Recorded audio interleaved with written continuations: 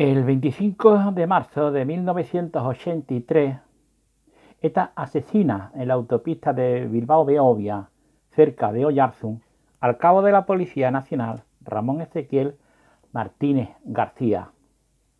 A las 7:45 horas del 25 de marzo, un convoy compuesto por 4 vehículos de la Policía Nacional que regresaba al cuartel de Fuenterrabía, después de haber realizado el servicio de protección en la cárcel de Martutene de San Sebastián, fue atacado por un comando de ETA que dispararon con fusiles y armas automáticas desde lo alto de una colina situada junto a la autopista de Bilbao, a la altura de Oyarzún.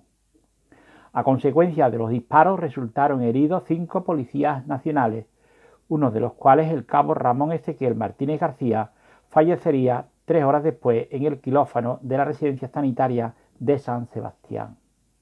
Los otros 4 policías que resultaron heridos fueron José María El Bol Martínez, Enrique Oliveros Pequeño, José Micol García y Ramón Nieva Marín. El atentado estuvo protagonizado por 4 individuos que dispararon con metralletas y fusiles automáticos contra un vehículo Avia de la Policía Nacional, cuyos componentes habían realizado servicios de vigilancia en la prisión de Martutene y se dirigían al cuartel de Fuenterrabía. El comando, cuyos miembros estaban apostados a ambos lados de la autopista, efectuó fuego cruzado sobre el vehículo usando metralletas y fusiles automáticos. Al escuchar los disparos, los agentes se arrojaron del vehículo en marcha al exterior, intentando repeler la agresión.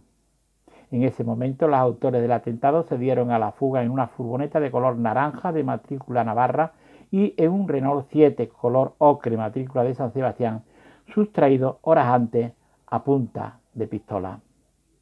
Trasladados a la residencia sanitaria de San Sebastián, se comprobó que las lesiones de todos ellos, incluidas las de Ramón Ezequiel Martínez, se consideraron en un principio de carácter leve.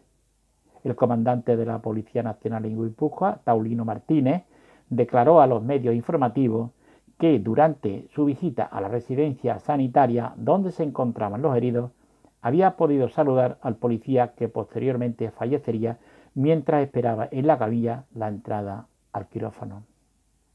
En este encuentro, Ramón Ezequiel Martínez le había comentado la suerte que había tenido de poder salir con vida del atentado.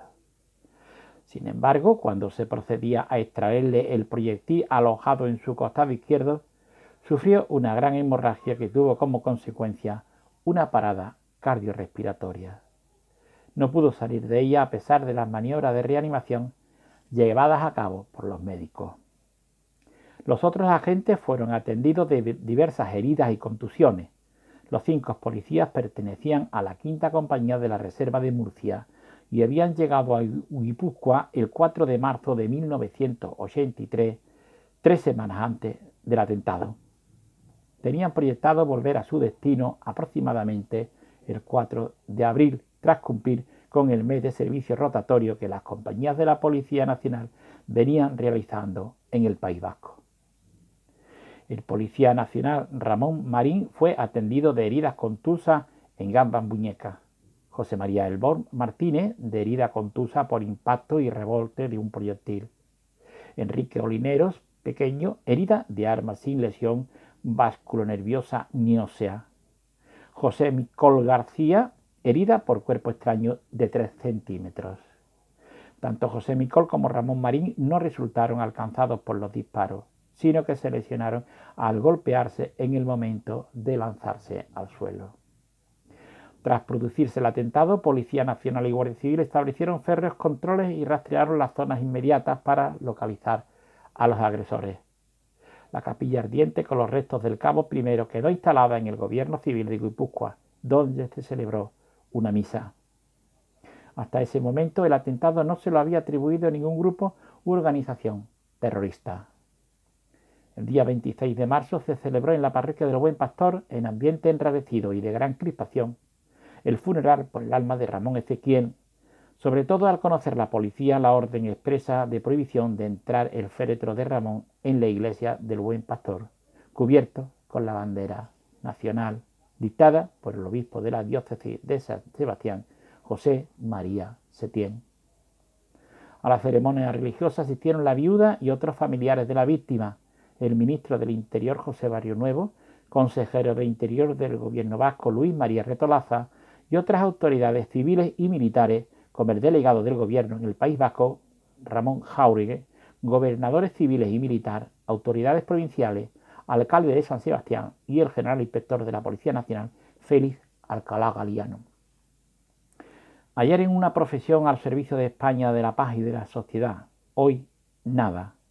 Comenzó de esa forma su homilía el oficiante.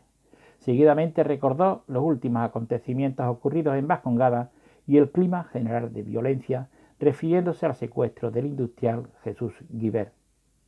El que este pueblo camine por la paz no es tarea única de la Policía Nacional ni de la Ertzaintza, sino que es preciso además la colaboración de todos los ciudadanos, fundamentalmente la de los cristianos, para detener la violencia que está hundiendo a este pueblo. Concluido el funeral, los compañeros de las víctimas transportaron a hombros el féretro de Ramón Ezequiel Martínez García hasta el exterior del templo, donde lo cubrieron con la bandera nacional. Detrás salió la viuda acompañada de los familiares, protagonizando escenas de gran dolor. La banda de música del gobierno militar de San Sebastián, que se encontraba en la entrada del templo, despidió el féretro con el toque de oración en nuestros ejércitos. La viuda, a quien rodeaban las autoridades presentes, expresó en voz alta su deseo de que Ramón fuera la última víctima de la barbarie terrorista. Acto seguido se produjeron momentos de enorme tensión cuando una gran parte de los presentes dieron gritos de ETA asesina, viva España, viva la Policía Nacional, contra el obispo Setién y exigiendo medidas más eficaces por parte del gobierno del País Vasco y en la lucha contra el terrorismo. El ministro del Interior, Barrionuevo, intentó acallar estas voces lanzando vivas a España, al pueblo vasco, al rey, a la Fuerza de Seguridad del Estado y de la Policía Nacional, que fueron unánimemente respondidas por todos los presentes. Posteriormente, el furgón fúnebre se trasladó al aeropuerto de Fuenterrabía.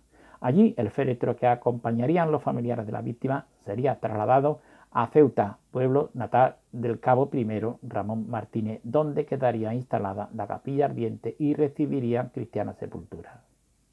Tras despedirse de la viuda, el ministro de Interior recorrió andando los 300 metros que separaban la parroquia y el cuartel. Una vez en Aldapeta, visitó a los policías heridos y se dirigió posteriormente al lugar en el que se produjo el atentado, donde depositó un ramo de flores. El atentado fue reivindicado por un comando autónomo anticapitalista escindido de ETA. En 1983 fue condenado por este atentado Francisco Javier Taberna Arruti. No pudo probarse su participación material en el atentado, pero sí su pertenencia al grupo que lo preparó, por lo que la condena fue a una pena de 26 años por el asesinato de Ramón y 17 años por cada uno de los asesinatos frustrados. En 1988 fue condenado a idénticas penas el etarra Francisco Imaz Martí-Arena. Ramón Ezequiel Martínez García estaba casado y tenía dos hijos de 5 y 2 años. Tenía 33 años y era natural de Ceutí, Murcia. Aunque residente en Molina de Segura, Ramón había ingresado en el cuerpo de la Policía Nacional el 1 de abril de 1971, por lo que había cumplido 12 años al servicio. La semana que viene va a la de su asesinato. De acuerdo con el Real Decreto 1404/2000, con fecha 19 de julio de 2000, se le concedió la Gran Cruz de la Real Orden del Reconocimiento Civil a las víctimas del terrorismo a título póstumo. Además, en resolución fechada el 18 de marzo de 2005, Real Decreto 308/2005, el Ministerio del Interior le concedía también el ascenso de empleo con carácter honorífico y a título póstumo. Autor Carlos Fernández Barallobre. Ni olvido ni perdón, siempre con las víctimas. Muchas gracias por vuestra atención y hasta otra próxima ocasión.